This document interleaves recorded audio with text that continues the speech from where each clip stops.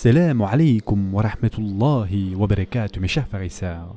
La dernière fois, nous avions parlé de tromperie, et il convient de noter que certaines personnes excellent plus que d'autres dans l'art de tromper. Mes chers frères et sœurs en islam, dans le Sahih Muslim, il existe un chapitre qui traite du fait de juger selon l'apparence. Cela signifie essentiellement que celui qui rend le jugement le fait inévitablement selon ce qui lui est apparent. Cependant, certaines personnes sont plus habiles que d'autres à défendre leurs preuves. Et un hadith à ce sujet est rapporté par Salama, l'épouse du messager sallallahu alayhi wa sallam, qui a dit: le prophète sallallahu alayhi wa sallam a dit: vous m'apportez vos différends, et il se peut que l'un d'entre vous soit plus habile que l'autre à plaider sa cause. Alors je rends un jugement en sa faveur selon ce que j'entends. Mais attention, si par mon jugement je découpe pour lui une part du droit de son frère, qu'il ne l'accepte pas, car je lui aurais en réalité découpé qu'une part du feu. Ce que nous apprenons ici, mes chers frères et sœurs en islam, c'est que quiconque trompe un juge ou l'opinion publique, au moment où un jugement est rendu, s'approprie une part de l'enfer. Si tu te retrouves donc dans une position favorable, ne prends rien qui ne t'appartient pas légitimement. Il existe aussi une autre histoire importante à propos du prophète sallallahu alayhi wa sallam et des habitants de Médine. Deux hommes vinrent au messager sallallahu alayhi wa sallam avec un litige concernant un ancien héritage non résolu depuis longtemps. Aucun des deux n'avait de preuves solides. Alors le prophète sallallahu alayhi wa sallam leur dit: vous m'avez tous les deux exposé vos cas, et l'un d'entre vous pourrait mieux plaider que l'autre, mais ne le faites pas, car cela serait votre part du feu. Après que le prophète sallallahu alayhi wa sallam leur ait dit cela, ils se mirent tous deux à pleurer de crainte, et chacun demanda à l'autre de tout prendre, car ils réalisèrent que rien dans ce bas monde ne vaut le châtiment de l'au-delà. Alors qu'ils étaient tous deux prêts à renoncer à leurs droits par crainte d'un châtiment plus grand, le prophète sallallahu alayhi wa sallam dit à une troisième personne de diviser le terrain équitablement du mieux qu'il pouvait, puis de tirer au sort pour déterminer qui recevrait quelle portion. Ensuite, il se tourna de nouveau vers les deux hommes et leur dit: que chacun de vous pardonne à l'autre toute erreur ou inexactitude qu'il pourrait constater. Et ils acceptèrent tous deux cette résolution.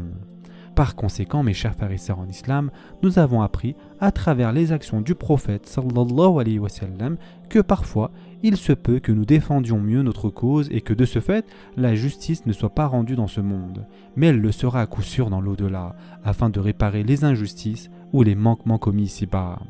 Les choses étaient très difficiles à cette époque. Les gens plaidaient généralement eux-mêmes leur cause. Ce n'était pas comme le système d'aujourd'hui, où un riche peut engager un bon avocat alors qu'un pauvre se voit attribuer un avocat d'office, ce qui le place dans une position défavorable dès le départ. Les gens sont trompés au point que cela ne vaut même plus la peine de chercher à obtenir justice, car la personne contre qui ils cherchent réparation peut influencer le juge. Et c'est précisément ce que le prophète sallallahu alayhi wa sallam a interdit, car cela est fondamentalement injuste. Une autre histoire magnifique qu'il est important de partager remonte à l'époque de Ali ibn Abi Talib radiallahu anhu, lorsqu'il était le calife. Pendant la bataille de Siffin, le bouclier de Ali radiallahu anhu fut volé. Et plus tard, alors qu'il marchait en Irak, il vit un citoyen chrétien qui tenait son bouclier. Ali radiallahu anhu s'approcha de l'homme et lui dit que c'était son bouclier qu'il avait entre les mains, ce que l'homme nia bien sûr. Ali radiallahu anhu, bien qu'il fût chef de l'État, aurait pu menacer l'homme d'un châtiment. Mais il dit: allons présenter ce litige devant un juge. Ils allèrent voir donc Shurayh ibn al-Haris qui, bien qu'il n'eût jamais rencontré le prophète sallallahu alayhi wa sallam, était très respecté par les compagnons en raison de son équité dans les jugements. Omar ibn al-Khattab radiallahu anhu l'avait déjà appelé à juger une affaire, et Shurayh avait tranché contre Omar, qu'il avait ensuite félicité en lui tapant dans le dos, disant que c'était précisément pour cette intégrité qu'il l'appréciait. Il n'était ni influençable par le pouvoir, ni intimidé par l'autorité. Ali radiallahu anhu et le chrétien se présentèrent donc devant Shurayh. Ali radiallahu anhu déclara que le chrétien avait pris son bouclier. Shurayh lui demanda: quelle preuve as-tu que ce bouclier t'appartient? Ali radiallahu anhu répondit: j'appellerai mon serviteur et mon fils El-Hassan, tous deux témoigneront que c'est mon bouclier. Mais Shurayh dit que ce n'était pas recevable, car le serviteur pourrait avoir peur de Ali radiallahu anhu et témoigner faussement en sa faveur. Et Al-Hassan radiallahu anhu était son fils, donc en situation de conflit d'intérêts. Ali radiallahu anhu répliqua: Subhanallah, tu rejettes le témoignage de quelqu'un à qui le prophète sallallahu alayhi wa sallam a garanti le paradis?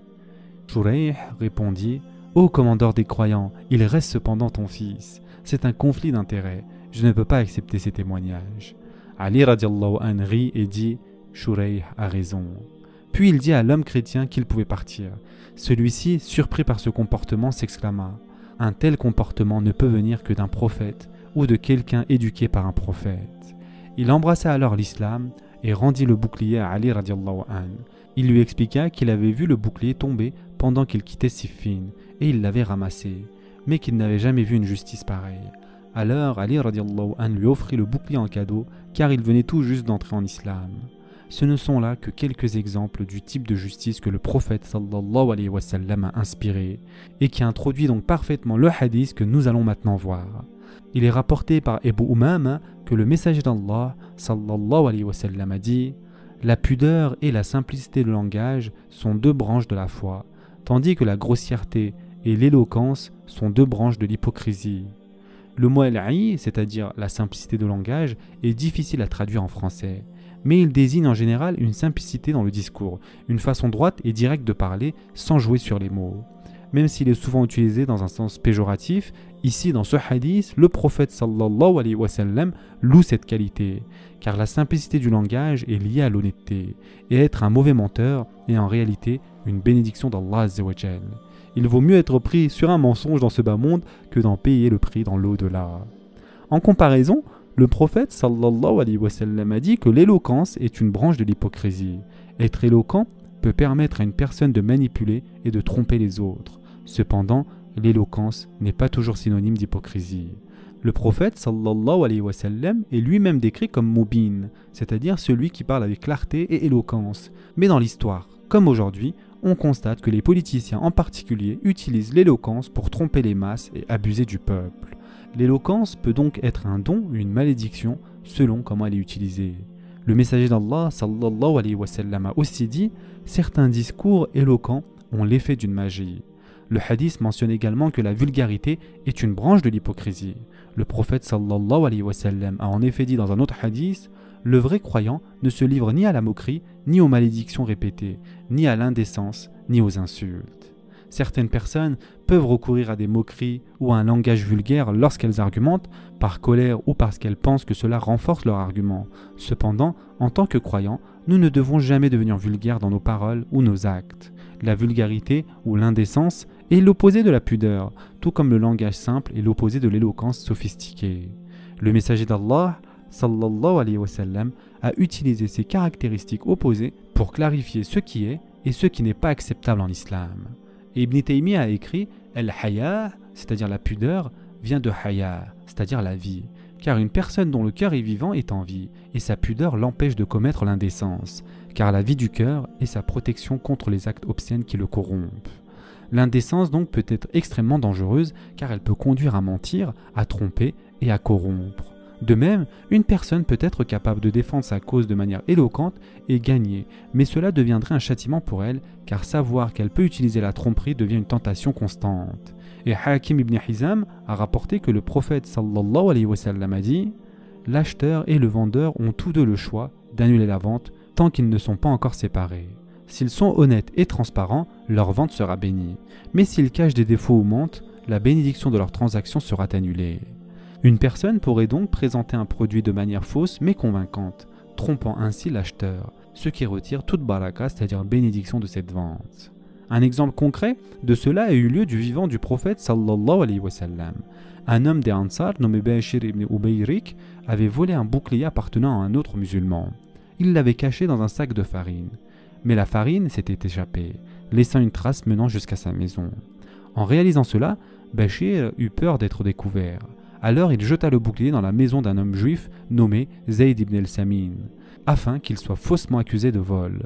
Le clan de Benu Ubayrik vint ensuite voir le prophète sallallahu alayhi wa sallam pour défendre Bashir et accuser Zayd. Alors que le prophète sallallahu alayhi wa sallam analysait la situation, il constatait que d'un côté il y avait un musulman qui par la suite s'avérera être un hypocrite et de l'autre côté un homme juif chez qui le bouclier avait été retrouvé. Le prophète sallallahu alayhi wa sallam était sur le point de punir Zayd lorsqu'Allah azza wa jal révéla les versets de la sourate An-Nisa, les versets 105 à 112. Certes, nous t'avons révélé le livre, ô Mohammed, avec la vérité, afin que tu juges entre les gens selon ce qu'Allah t'a montré. Ne sois pas l'avocat des traîtres et demande pardon à Allah. Allah est pardonneur et miséricordieux. Et ne plaide pas en faveur de ceux qui se trahissent eux-mêmes. Allah n'aime pas celui qui est traître et pécheur. Il se cache des gens, mais il ne se cache pas d'Allah. Or, il est avec eux quand ils tiennent des propos qu'ils n'agréent pas. Et Allah cerne parfaitement tout ce qu'ils font. Voilà cela. Vous plaidez pour eux dans la vie d'ici-bas, mais qui donc plaidera pour eux auprès d'Allah au jour de la résurrection, ou qui sera leur garant? Quiconque fait un mal ou se fait du tort à lui-même, puis implore le pardon d'Allah, trouvera Allah pardonneur et miséricordieux. Et quiconque acquiert un péché ne l'acquiert que contre lui-même. Allah est omniscient et sage. Et quiconque commet une faute ou un péché, puis l'attribue à un innocent, se charge d'une calomnie et d'un péché manifeste. Surat An-Nisa, versets 105 à 112. Allah Azza wa Jal a révélé ces versets pour défendre l'innocent Zayd et pour avertir le prophète sallallahu alayhi wa sallam de ne pas se laisser berner par l'éloquence de l'hypocrite Béchir. Dans ce cas, la justice a été rendue immédiatement, mais bien dans d'autres cas, la justice ne se manifeste pas du tout de suite. Dans ce monde, elle peut être différée par Allah Azza wa Jal. Car le prophète sallallahu alayhi wa sallam a dit qu'une personne qui échappe à la justice par la tromperie ici-bas en subira les conséquences comme témoignage contre elle au jour du jugement. Mes chers frères et sœurs en islam, la pudeur pour l'amour d'Allah Azza wa Jal nous éloigne de la tricherie et de la tromperie, notamment en n'abusant pas du don de l'éloquence qu'Allah Azza wa Jal nous a donné. L'éloquence peut servir de noble cause comme la transmission du message divin ou être utilisée pour les pires desseins comme mentir et tromper pour son propre intérêt. Mes chers frères et sœurs en islam, attirer la sympathie par des pleurs ou des émotions peut influencer quelqu'un en sa faveur, même si cette personne est en tort. Se laisser guider par les émotions pour rendre un jugement conduit à des décisions injustes. Et Allah Azza wa Jal l'explique magnifiquement dans le Coran, dans la sourate Al-Ma'ida, verset 8. Et que la haine pour un peuple ne vous incite pas à être injuste. Soyez juste, cela est plus proche de la piété. Maintenant, mes chers frères et sœurs en islam, voici une belle parole de l'imam al-Shawkani qui a dit « Si la personne contre qui on témoigne est riche, elle ne doit pas être favorisée en raison de sa richesse, ni par intérêt, ni par peur de représailles, et on ne doit pas s'abstenir de témoigner contre elle. Et si elle est pauvre, elle ne doit pas être favorisée non plus en raison de sa pauvreté, par compassion ou pitié, et on ne doit pas non plus s'abstenir de témoigner contre elle. Le jugement doit être donc rendu avec équité, sans favoritisme fondé sur le statut social ou financier. » Mes chers frères et sœurs en islam, pour terminer, notre conscience d'Allah Azza wa Jal doit guider nos actions, et nous devons refuser de prendre ce qui ne nous revient pas, même si un jugement nous accorde plus que notre part légitime. La justice doit être appliquée de manière équitable à tous, et la richesse ou le pouvoir ne doivent jamais être utilisés pour obtenir un avantage injuste. Qu'Allah Azza wa Jal nous accorde l'équité dans nos jugements et nous protège de prendre plus que ce qui nous est dû. Amin ya Rabbil Alamin. Ce sera tout pour aujourd'hui. En attendant, prenez soin de vous mes chers frères et sœurs et à très prochainement, Inch'Allah.